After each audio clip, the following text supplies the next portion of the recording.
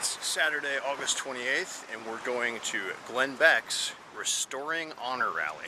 They've asked people to not bring political signs, but that isn't stopping me from wearing my Bureaucrash t-shirt. The event was a celebration of piety and traditional values. I was interested in the dialogue between Beck supporters and the small pockets of protesters. The topics of the day were war, religion, and race.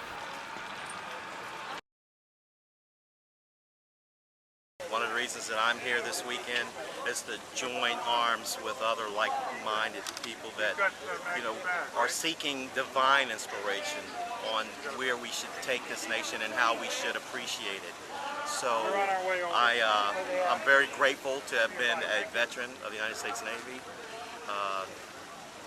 As I look around, I may be one of a few minorities, but that doesn't matter. I stand for Jesus Christ, and I want to thank the Lord just for giving us this day to be able to come out and just mesh with people and let people see that this whole rally is not a black or a white or yellow or a brown issue.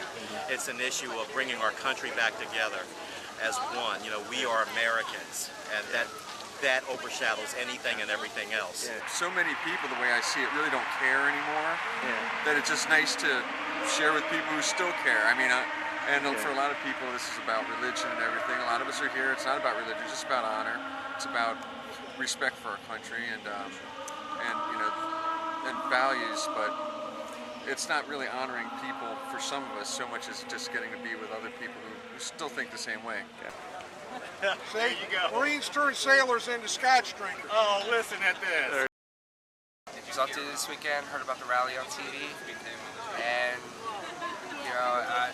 I just wanted to come because a lot of what we're going through can be changed.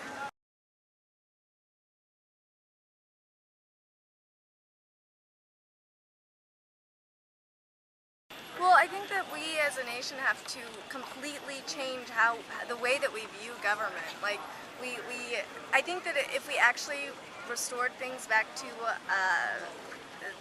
the principles of the Constitution, people would call it anarchy. Most people won't even run for office unless there's some type of insane narcissist. This isn't just about principles and honor. It has a lot to do with the political system in the United States, which has been tainted, and there's the professional left and right that has taken part in together tearing apart this country, and the values that made it the greatest in the 230 years and allowed it to accomplish more than other countries and theocracies maybe in generations, in decades, or I should say centuries. Some attendees were pushing a specific political cause. DC Vote was there making its case. I'm here with DC Vote, and we are working to end taxation without representation in Washington, D.C. Basis of the American Revolution 230, 40, 50 years ago was that Americans should not have to pay taxes and not be represented in the body that governs them.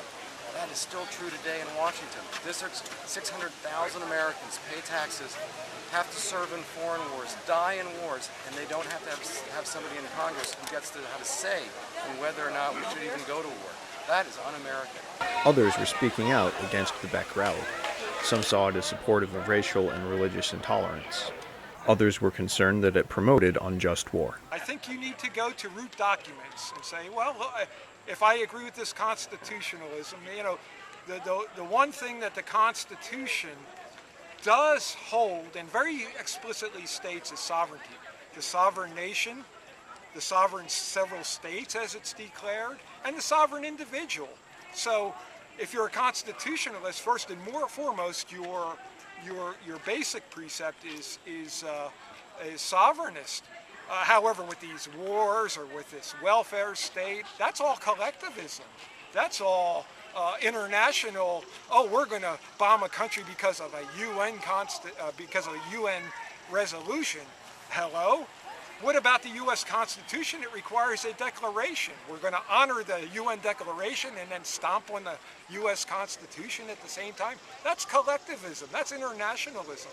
That has nothing to do with the Constitution at all.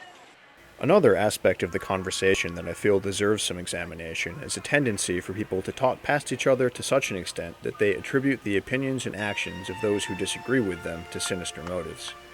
One person told me that the only possible explanation for Obama's actions was that he was taking orders from Saudi imams. Another claimed that rally attendees were so possessed by greed that they were merely pretending to be Christians and had forgotten Christ's attitudes about poverty, mercy, and war. This is an especially pernicious error. When you dismiss your opponent's views as pretenses, dialogue ends and intellectual progress becomes impossible. This is Bureaucrash. See you next time.